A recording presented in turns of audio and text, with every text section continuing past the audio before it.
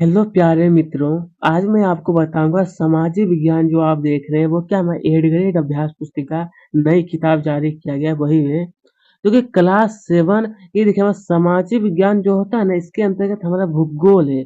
भूगोल को और भी हम कई नामों से जानते हैं, हमारा पर्यावरण और ज्योग्राफी भी इन्हें कहा जाता है, ठीक है। तो इसमें से दोस्तों ये देखते हैं हमारा अध्याय नंबर 5 है, जिसका नाम यहाँ पर बताया है जल। अध्याय नंबर 5 का नाम है जल।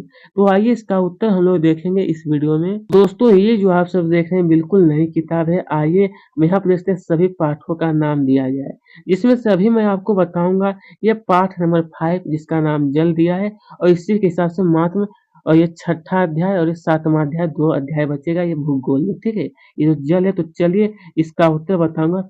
नई किताब का रहेगा आपके लिए दोस्तों ये जो आप सब देख रहे हैं आपके लिए स्पेशल पीडीएफ है, यहाँ से बताने में आसानी होगा। चलिए तो शुरू करते हैं अध्याय नंबर 5 जल। आइए मेरे साथ बने रहिएगा लास्ट तक, ठीक है। तो चलिए सबसे पहले हमसे पूछा गया है, 1 मिनट। देखिए कहा है कि अलवण जल के स्रोत कौन सा नहीं है। अलवण जल के स्रोत, तो यहाँ पर देखिए ऑप्शन में क्या है, नदी, तालाब, हिमनद या फिर समुद्र। तो ये है जो दोस्तों समुद्र, क्या है इसमें बहुत सारे लवण अलवण जल के स्रोत समुद्र क्या है नहीं है इसमें, मतलब लवण बहुत ज्यादा पाया जाता है। और बाकी हिमनद, तालाब और नदी इसमें नहीं पाया जाता है, ठीक है। चलिए अब हमसे कहा है कि महासागरीय जल का उठना एवं गिरना क्या कहलाता है। महासागरीय जो जल होता है दोस्तों उसका उठना और गिरना क्या कहलाता है। तरंगे, ज्वार भाटा, महासागरीय धारा या फिर सुनामी। तो ये हो जाए दोस्तों हमारे तरंगे कहलाती है। क्या दोस्तों, तो ये हमारे तरंगे कहलाती है। ये नंबर बिल्कुल सही है। आइए अब यहाँ पे देखिए क्या है, महासागरीय गर्म जल धाराएं उत्पन्न होती है। आखिरकार महासागरीय गर्म जल जो धारा है वो उत्पन्न होती है क्या चीज में, ध्रुवों के निकट, भूमध्य रेखा के निकट, कर्क रेखा के निकट, युक्त सभी स्थानों पर। तो ये हो जाए दोस्तों हमारा भूमध्य रेखा के निकट, ये क्या आता है, गर्म जल धाराएं उत्पन्न होती है, ठीक है। आइए अब यहाँ पर देखते हैं हम लोग, तो यहाँ पर क्या है, विश्व जल दिवस। आज का विश्व विश्व जल दिवस के रूप में कब मनाया जाता है, कब, तो 5 जून को दोस्तों हम लोग पर्यावरण मनाते हैं। लेकिन 22 मार्च जो होता है, 22 मार्च को हम लोग क्या मनाते हैं, जल दिवस। जल दिवस इसलिए मनाया जाता है दोस्तों क्योंकि इसमें सभी लोगों को बताया जाता है कि पानी का बचाव हम कैसे कर सकते हैं, ठीक है, इसीलिए जल दिवस मनाया जाता है। भूकंप का अनुमान लगाना संभव नहीं, किंतु फिर भी सुनामी के संकेत मिल सकते हैं। कितने घंटे पहले, 2 घंटे, 3 घंटे, 5 घंटे पहले या फिर 6 घंटे पहले। तो ये हो जाएगा दोस्तों हमें 3 घंटे पहले क्या होता है, इनकी अनुमान हमें संकेत जो होता है वो हमें मिल जाता है, ठीक है। चलिए अब आइए यहाँ पे कहा है कि रिक्त स्थानों की पूर्ति कीजिए। कहा है समुद्र, 1 मिनट रुकिएगा प्यारे दोस्तों। तो कहा है हमसे कि समुद्र में भूकंप के कारण उत्पन्न 15 मीटर तक की ऊंचाई वाली विशाल विशाल ज्वारीय तरंगे क्या कहलाती है, हमारा सुनामी कहलाती है। क्या कहलाती है दोस्तों, ये हमारा सुनामी कहलाती है। महासागरीय जल उपभोग हेतु उपयुक्त नहीं होता, क्योंकि लवणीय जल होता है। कैसा, तो लवणीय जल के कारण होता है। पृथ्वी की सतह का 3/4 यहाँ पर भरना है। क्या भरना है दोस्तों, पृथ्वी की सतह का 3/4 भाग जल से ढका हुआ है। अब यहाँ पर हमसे कहा है दोस्तों कि ठंडा होने पर संघनित होकर बादलों के रूप में ले लेता है। कैसा, तो बादलों के रूप में। मृत सागर मृत सागर यहाँ पर भरना आपको 340 में ग्राम लीटर लवण होती है, ठीक है। यहाँ पर 340 भर लीजिएगा, ठीक है। यहाँ पर थोड़ा सा हमको लग रहा है दोस्तों क्वेश्चन में दिक्कत है, लेकिन कोई दिक्कत नहीं, यहाँ पर 340 भर लीजिएगा।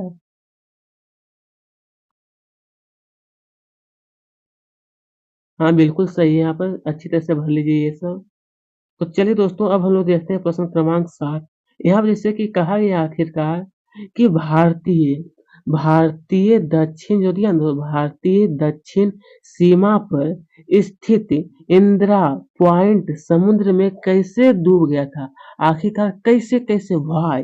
आंसर 800 किलोमीटर प्रति घंटे की गति से सुनामी के कारण भारतीय भारतीय भारतीय दक्षिण सीमा पर स्थित इंदिरा पॉइंट समुद्र में डूब गया था। ठीक है, आइए इसी तरह से दोस्तों यहाँ पर कहा है कि तिरंगे किसे कहते हैं? ये जो तिरंगे हैं किसे कहते हैं? तो उत्तर में लिखिएगा कि जब महासागरीय सतह सतह पर जल लगातार उठता और गिरता रहता है तो इन्हें तिरंगे कहते हैं। क्या कहते हैं? तिरंगे। जितनी ही तेज पवन बहती है तरंगे भी उतनी ही बड़ी होती है। ठीक है, जितनी तेज पवन उतनी तरंगे बड़ी होती है। आइए अब हमसे कहा है कि अनेक, दोस्तों यहाँ पर कहा गया है, एक मिनट रुकिएगा, अनेक क्या है? अनेक देश में जल की कमी का सामना क्यों करना पड़ रहा है? अनेक देश में तो लिखना है कि अनेक देशों में जल की कमी का सामना करना पड़ रहा है क्योंकि पानी की कमी अधिकतर मानसून पर निर्भर है। किस पर? तो पानी की जो कमी वो किस पर आधारित है? तो मानसून पर ही। फिर आगे लिखना है, लेकिन बढ़ती जनसंख्या भी इसका कारक है। इस समय उपलब्ध जल में 97.3% जल खारा है। मात्र 2.7 कितना? 2.7% जल उपयोग किया जाता है। उसमें भी तो दोस्तों 2.7 में ये हो गया हिमालय जो बर्फ से ढका हुआ, वो भी बहुत ग्लेशियर हो गया, तो उसमें भी पानी चला जाता है ना, तो बहुत कम मात्रा होता है दोस्तों जो कि हम उसका उपयोग कर पाते हैं। क्या दीर्घ एवं लघु ज्वार कब आते हैं? दीर्घ और ये जो लघु ज्वार है दोस्तों, तो लिखना है सबसे दीर्घ ज्वार। तो दीर्घ ज्वार जो होता है वो पूर्णिमा एवं अमावस्या के दिनों में सूर्य, चंद्रमा एवं पृथ्वी तीनों एक सिध में होते हैं, तो इस समय दीर्घ ज्वार आता है। यानी कि दोस्तों इसमें कहा गया है, जैसे कि दोस्तों मान लीजिए कि अगर ये हमारा सूर्य है, ठीक है, और फिर मान लीजिए कि ये हमारा, एक मिनट रुकिएगा, ये हमारा चंद्रमा है और ये मान लीजिए हमारा ये क्या है? पृथ्वी है। जब तीनों एक ही सीधे में जब होते हैं ना, तो क्या होता है कि इस समय दीर्घ ज्वार आते हैं। ठीक है, यही कारण है। आइए अब आखिरकार आगे कहा है लघु ज्वार।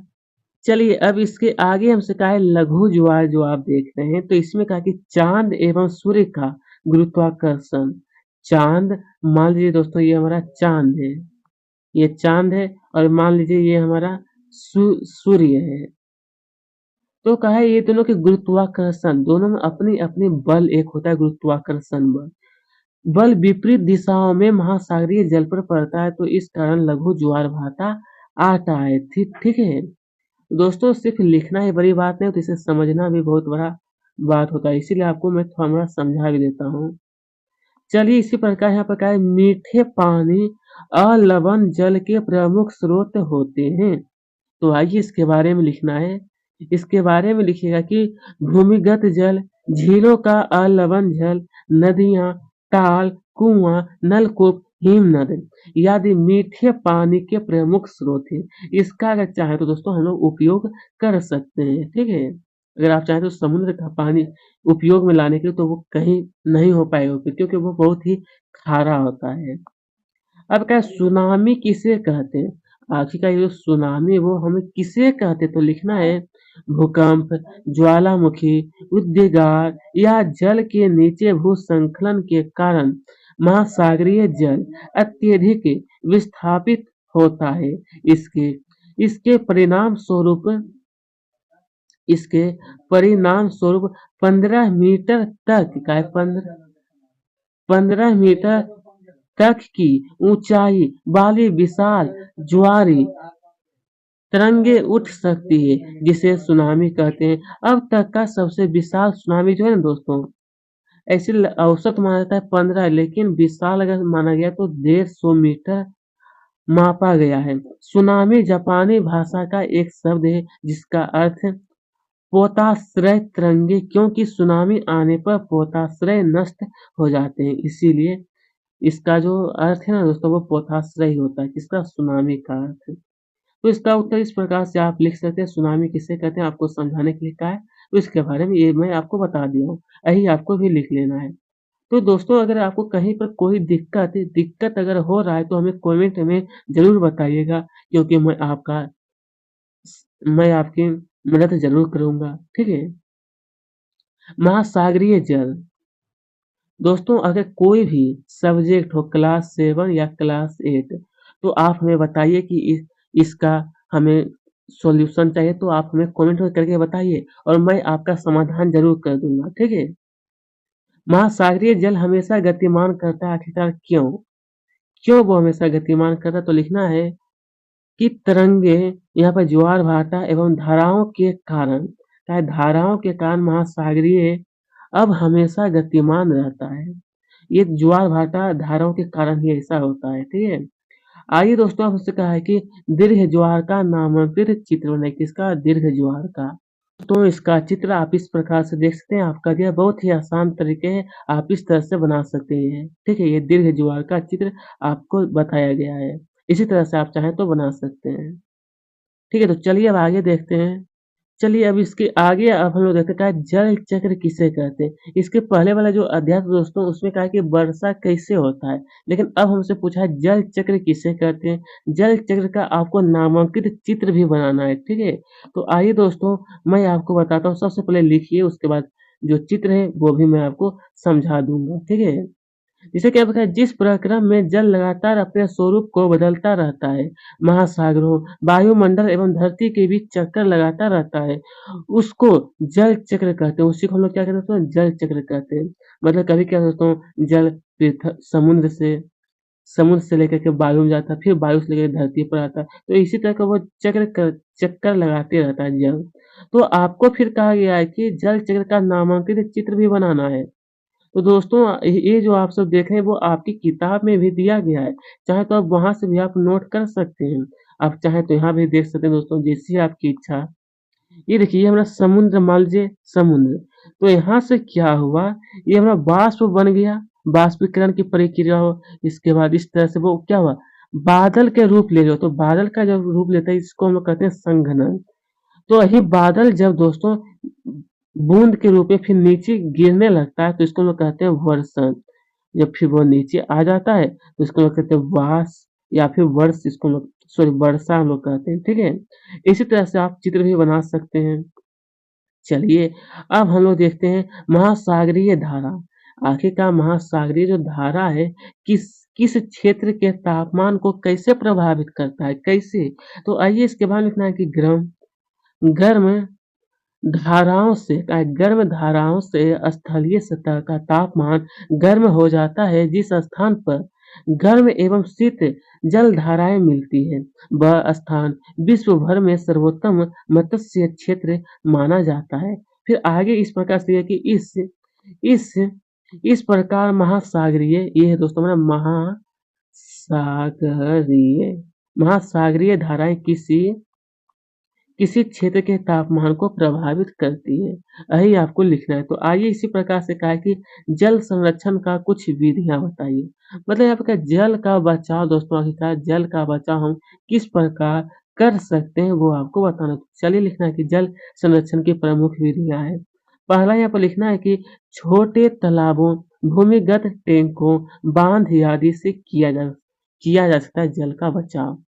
वर्षा जल संग्रहण करके जल संरक्षण किया जाता है। मतलब वर्षा का जो जो पानी आता है ना दोस्तों, उसको हम लोग तालाब में, नहर में संग्रहित अगर कर देंगे, तो इससे हम पानी का बचाव कर सकते हैं, यानी जल का बचाव। वृक्षारोपण करके जल का संरक्षण भी किया जा सकता है। सबसे बड़ा कारण दोस्तों वही है, अगर हम वृक्षारोपण अधिक से अधिक करेंगे, तो जल अपने आप वो बच सकता है, ठीक है?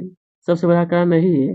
धरती के गिरते हुए जल स्तर को कैसे रोका जा सकता है? 3 सुझाव आपको लिखना है। कितना? तो 3 दुनिया की धरती के गिरते हुए जल स्तर को रोकने के ये हमारा सुझाव है। देखिए इसमें से पहला पहला आप लिख सकते हैं कि वर्षा जल का संग्रहण करके हम गिरते हुए जल स्तर को रोक सकते हैं। किसकी? तो जल स्तर जो उसको हम लोग क्या कर सकते हैं? रोक सकते हैं। घरेलू घरेलू स्तर पर जल का उचित उपयोग उपयोग एवं उद्योगों में पानी का चक्रीय उपयोग जल संरक्षण में सहायता हो सकता है। इसी प्रकार से आपको तीसरा पॉइंट लिखना है कि जल, ये जो दिया गया दोस्तों हमें जल का सदुपयोग कैसे करना है, इस दिशा में जन जागरूकता बढ़ाई जाए, लोगों को बताया जाए किस प्रकार से हम लोग जल का बचाव कर सकते हैं। ठीक है? तो दोस्तों आज का वीडियो हमारा यहीं पर समाप्त हुआ। इस अध्याय का संपूर्ण उत्तर बता चुके। ये इस अध्याय का नाम था जल, अध्याय नंबर 5। अगर अभी तक हमारे चैनल को सब्सक्राइब नहीं किया तो ज़रूर कर लें, क्योंकि क्लास 7 का और विषय यहाँ पर बताया जाता है, सभी विषयों का हल। ठीक है?